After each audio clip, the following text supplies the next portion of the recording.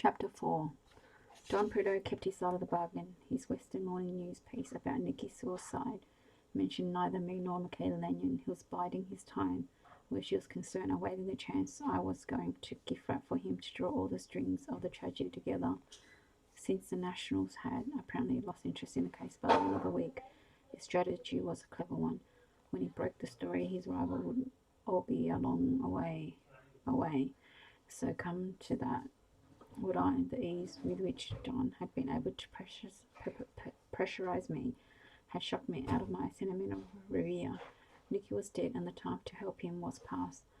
I'd go to his funeral because I wanted to pay our friendship and overdue homage, but that would be the end of it. I drove back to Pangbourne on Tuesday morning, intent on putting on therapeutic couples of days at the workshop before returning to Truro for the funeral.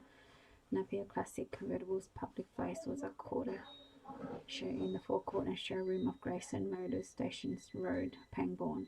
I tried to spend as little time as possible sitting behind a pot of palm there, waiting for customers, preferring to devote my efforts to the messy but satisfying task of hands-on restoration at the two Nissan huts, disused barn and adjoining yard I rented from a nearby farmer. Mark Foster, my only full-time employee, had Wednesday off. That was fine with me, a solitary day of purposeful tinkering with the Austin Healy I was putting back together for one of my prompter payers was just what the doctor had ordered.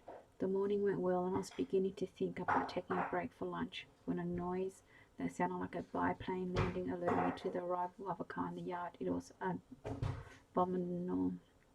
abominably kept Fiat 500 with more rust than paintwork and an exhaust system that made me think a sudden fog had descended. The owner, a tall, thin man wearing a cheap black suit and grubber shoes with cracked uppers, unwound himself from the driving seat and hesitantly walked towards me. He had thick, greasy hair and eyes as bright as magic magpies, but I'd have put him at 70 so.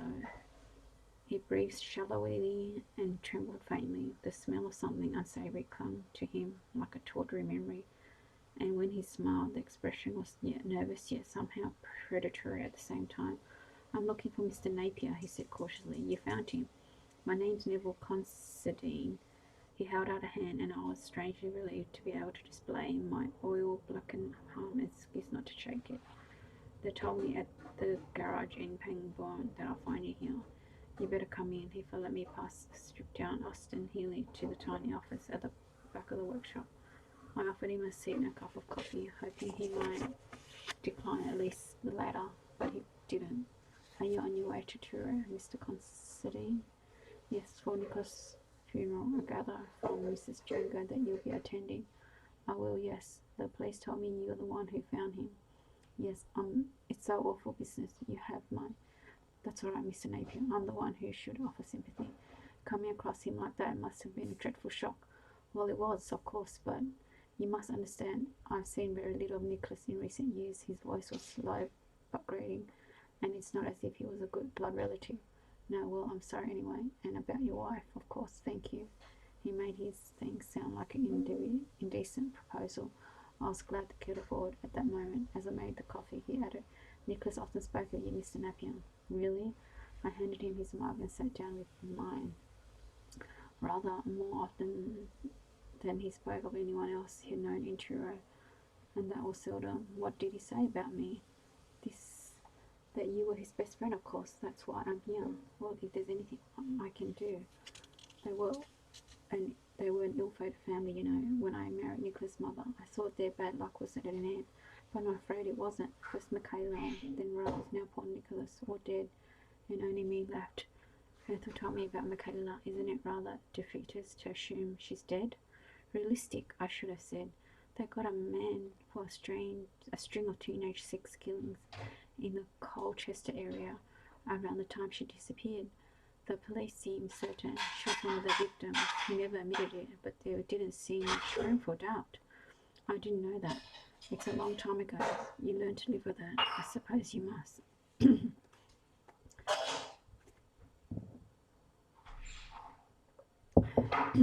"You learn to live with most things, don't you?" "You have to. if you are to survive. Nicholas never was a survivor, no. I always thought he might have inherited some character flaw from his father. But you never knew his father, did you? No, his tone didn't alter. I had the impression you never did. But he started blinking rapidly, as if afraid he'd offended me.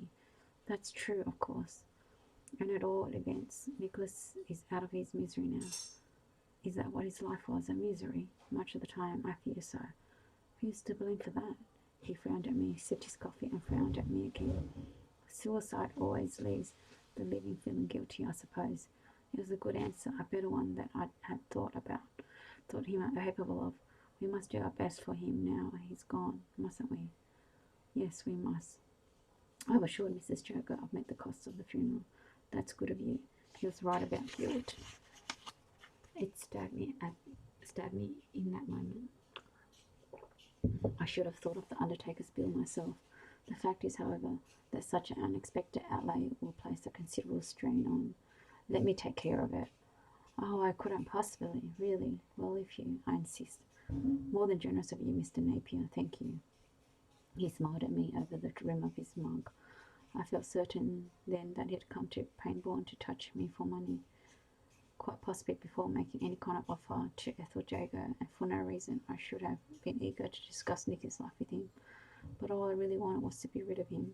The only blessing of his visit was that it cleared my conscience where setting him up for Don was concerned. Neville Considine was a man who positively invented deceit. What kind of a substitute father he'd been to Nicky, if any kind at all, I prefer not to imagine. It's not, alas, the only expense I may be put to as a result of Nicholas' untimely demise, but what else?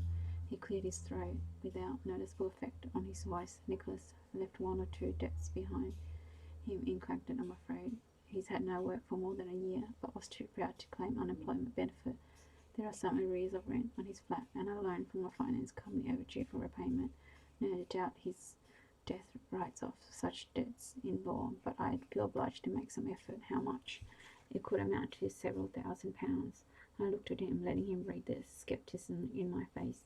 He probably thought, like Don, that I was rolling in money, willing and able to write him out a fat cheque there and then. It was all depressingly predictable.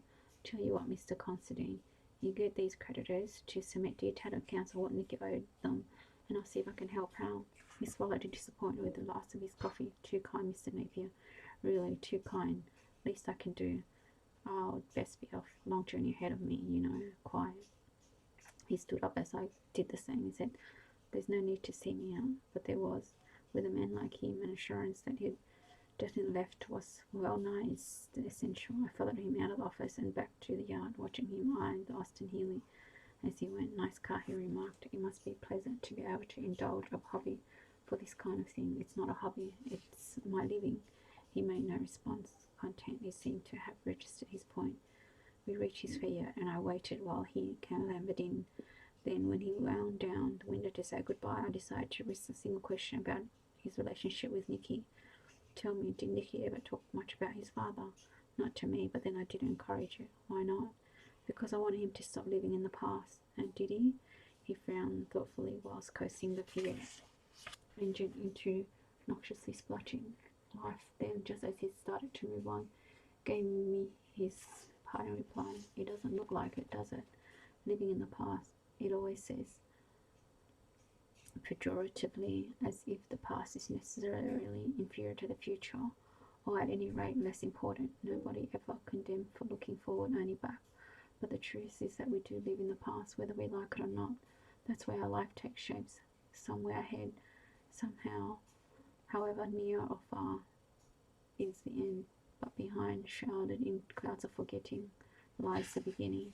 For Nicky and me, the real beginning was the autumn of 1943. Truro School Prep Department was a much smaller and more secluded institution than that it is today, so I was bound to become better acquainted with Nicky than occasional tea-time encounters at Treador House had made possible, but friendship requires something more than proximity. Nicky and I shared a dreamingly inquisitive nature that would probably have drawn us together if our families had been totally unconnected.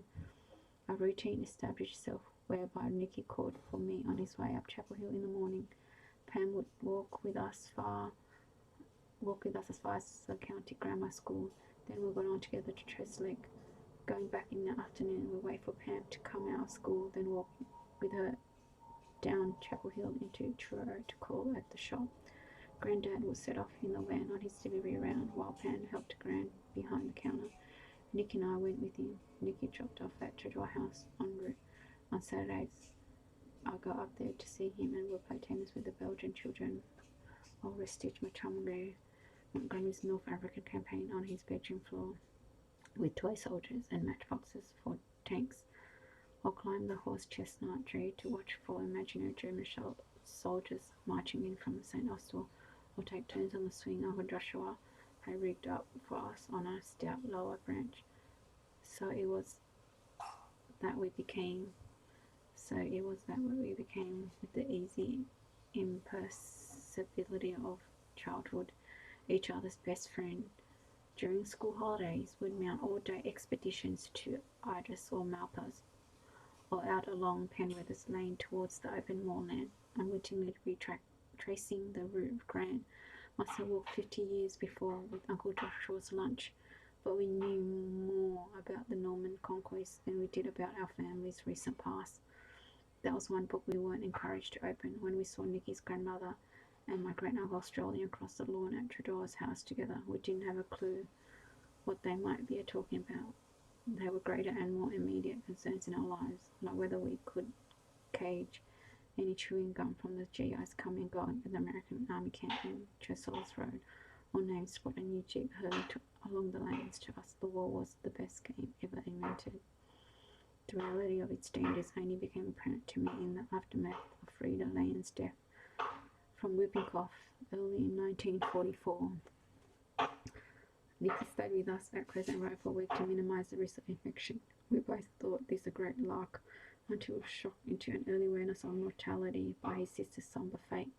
Michael Lanyon came home to comfort Rose, and his heavy limb proved that the crash landing on a Katish airfield Nicky had told me about wasn't just a thrilling prank. People really could be hurt. Events, it seems, had consequences, and the war, it also transpired, would eventually run its course. Most of the American troops vanished across the Channel after D-Day in June 1944, and a more humdrum pattern of life established itself in Truro.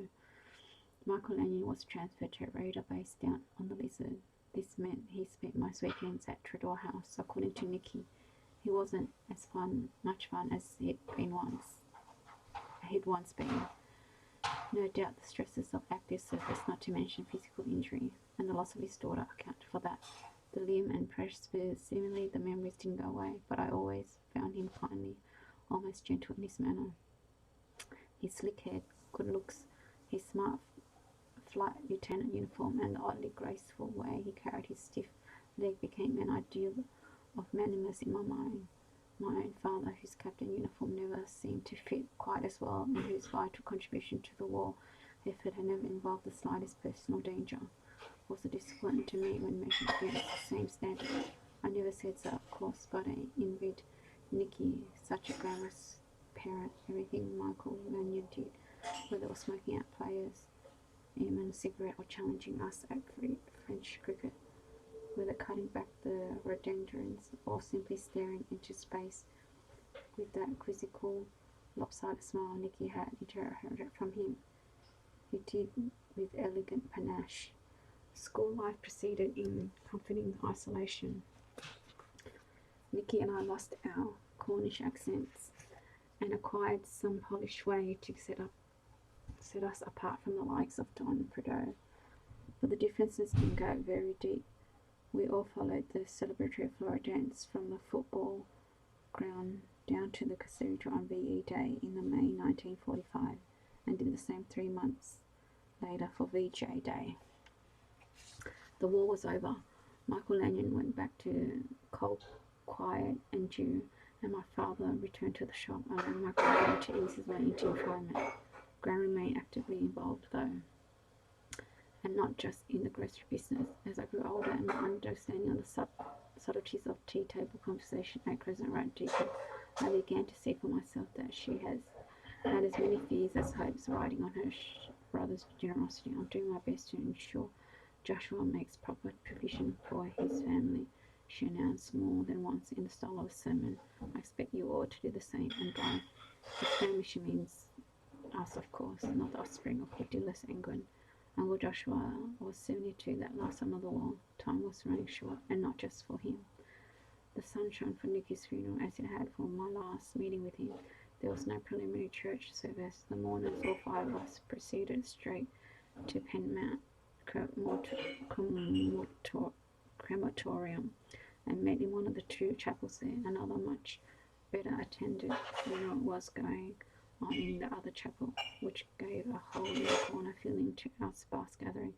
It was made all the worse by the tangibility of Ethel Jagger's dislike for Neville Constantine, and my own suspicion that it was obvious Don Pickering were in cahoots. Dennis Jagger probably came out of it best by remaining relentless throughout, other than to other appropriate prayers more distinctly than anyone. The clergyman Ethel had recruited made a hasty departure after his perfunctory conduct of the service. There were no reasons to inspect, none of us having apparently thought it was fitting to send one. All that remained was to thank the undertaker and assemble awkwardly in the car park, aware that any moment would be overrun by the other party, while above us smoke drifted in seemingly shreds from the furnace chimney. Didn't realize you were at school with Nicky till you told me so, Mr. Prideaux, Ethel said to Don, dabbing away the last of her tears. Oh yes, Don replied. I was never as close a friend as Chris, of course, but I'm glad you came, put in Constantine. Nicholas' mother would have appreciated the gesture, I know. God rest her soul, murmured Ethel. We were thinking, Don began awkwardly. What I mean is, would you all like to join Chris and me for lunch? We thought we'd go to the Heron at Malpas. That would be most agreeable, said Constantine, in a tone that somehow impeded whether he offered to send him the meal. Ethel glanced at Janice before responding.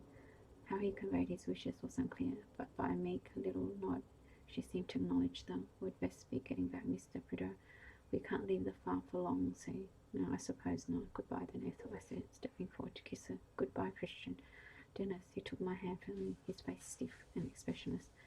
Then they both head off towards the mud-streaked Land Rover that cast their immaculate funeral clothes in such odd relief. I sensed this was a final goodbye to both of them, and that it warranted more words, a greater show of feeling. But who would have been kind to? I can hardly suffer to think of it all, Ethel had said earlier, so why force her to? I let them go, and no more than a farewell wave. Constantine had travelled to Penmount in the undertaker's limousine, so he rode with Don when we left, and I followed.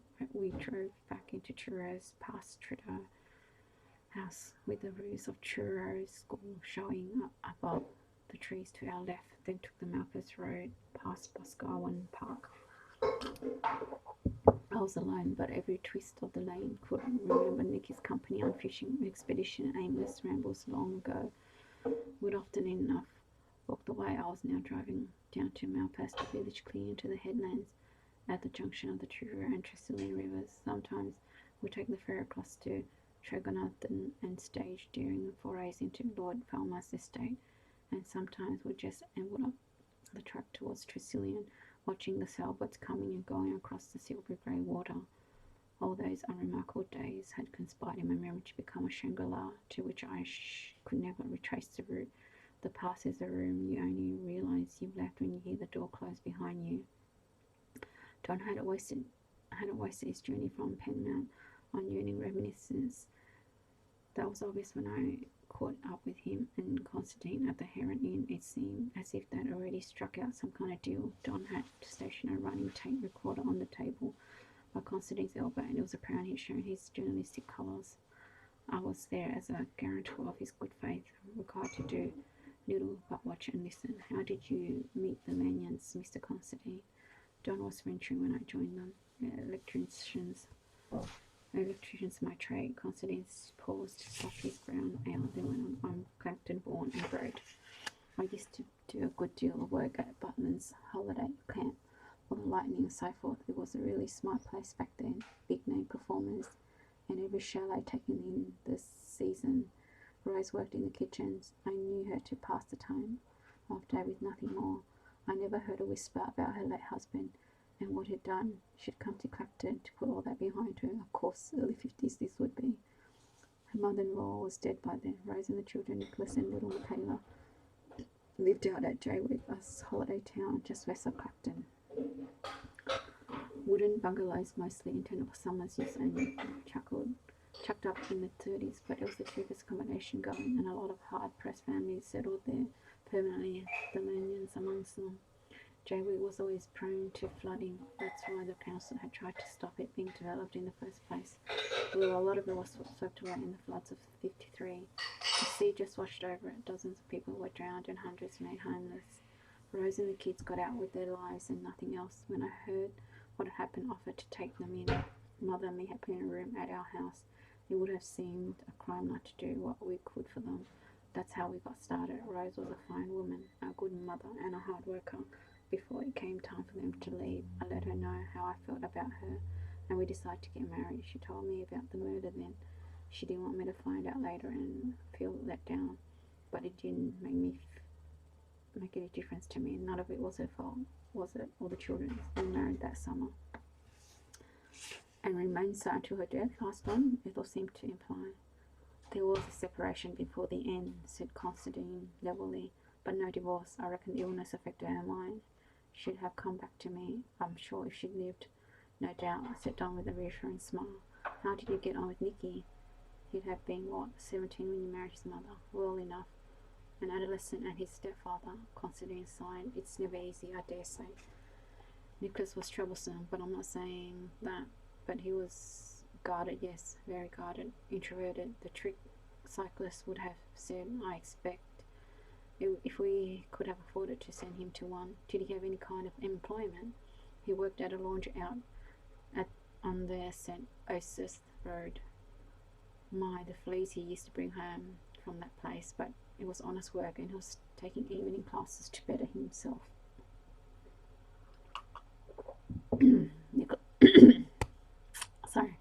Nicholas tried hard to make a go of life, no question about it.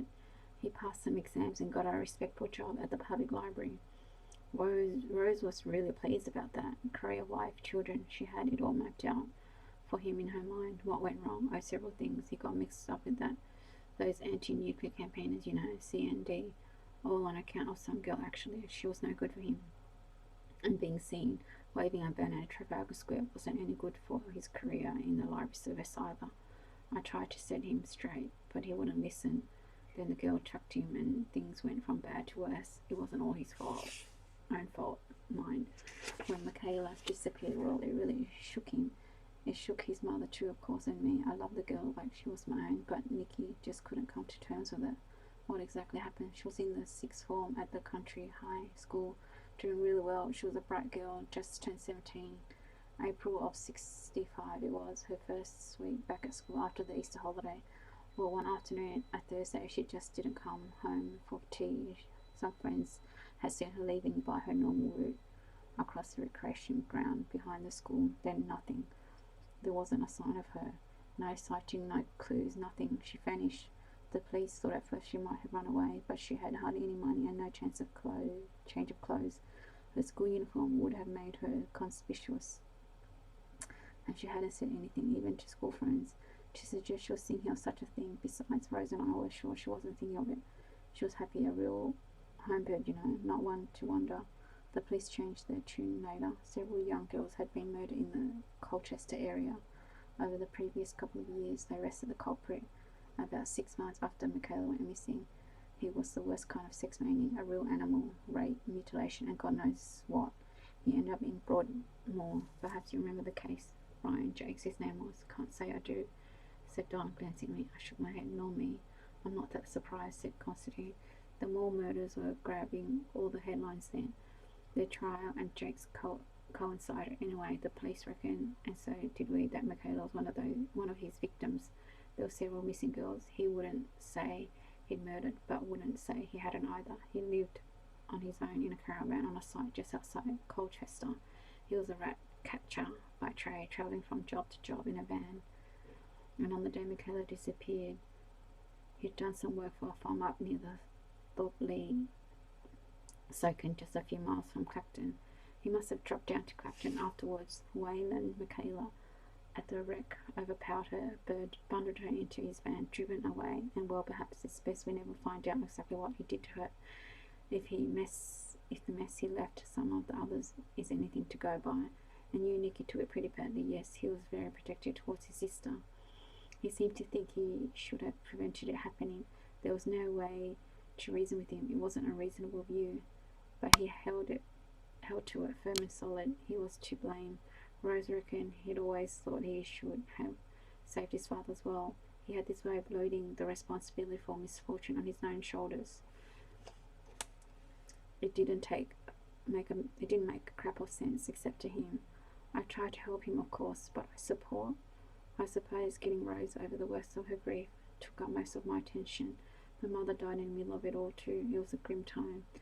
I don't mind admitting, and we were only just beginning to come out of it when Nicholas came by some information that set him so far back he really never caught up with himself again. What information? I don't know how he found out, but he did. A few years after Michaela's disappearance, 86 or 69, I'm not sure which, they let Edmund Tully out of prison. Edmund Tully, Michael Mannion's accomplice in the murder of Joshua Carnworth, the lucky recipient of a commuted sentence of life imprisonment. Across the years, I felt the fading of the shock of what the news must have meant to Nicky. His father had hanged, but Edmund Tully, the man who struck the fatal blow, had served scarcely more than 20 years in prison, and then he'd walk free. He was out of there somewhere, breathing the fresh, clean air, while Nicky's father rotted in a prison grave, and his sister. They seemed to make everything worse for him. He started to go downhill around then.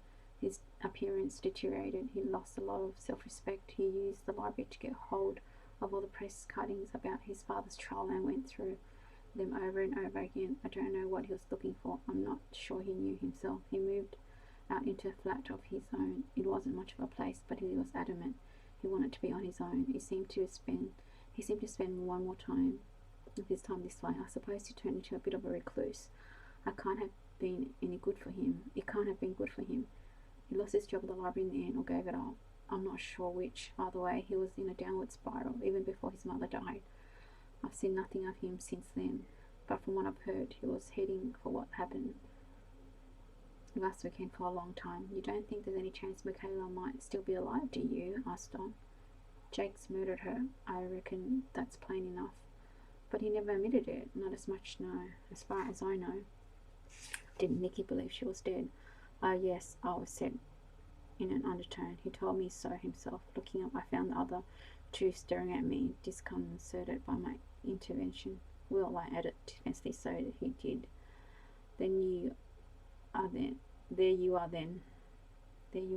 Considine eyed me. Nicholas had no doubts, it seems, but there was no proof, persisted Don, whereas there was proof his father murdered Joshua Carnworth, and it seems he did doubt that. True, agreed Constantine.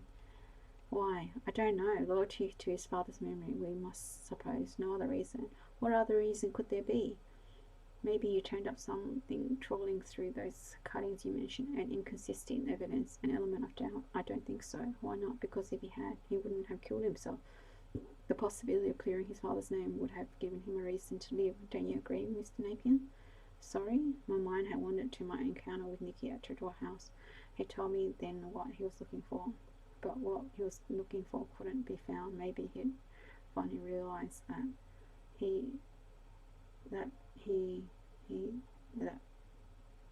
never mind, cutting Don. I think I've got enough. I'm afraid it's all a great tragedy, said Constantine, the faintest hint of self-satisfaction souring the mournfulness of his words. Poor Nicholas never really stood a chance.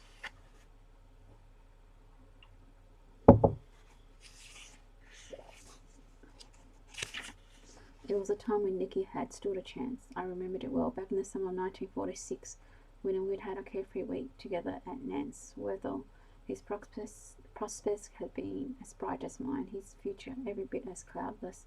He had Treadwell House for a home, a mother and father who loved him as much as they did each other, and my great uncle to confer on him just as many advantages as he might need. As a start in life, I'd have had to say it surpassed my own, but I was too young to dally with such thoughts, and consequently free of the resentment that shimmered away inside my parents and grandparents, all the more perniciously because it could never be expressed. I've often wondered if they'd have been able to hold their tongues had they realized just how much there was for them to resent.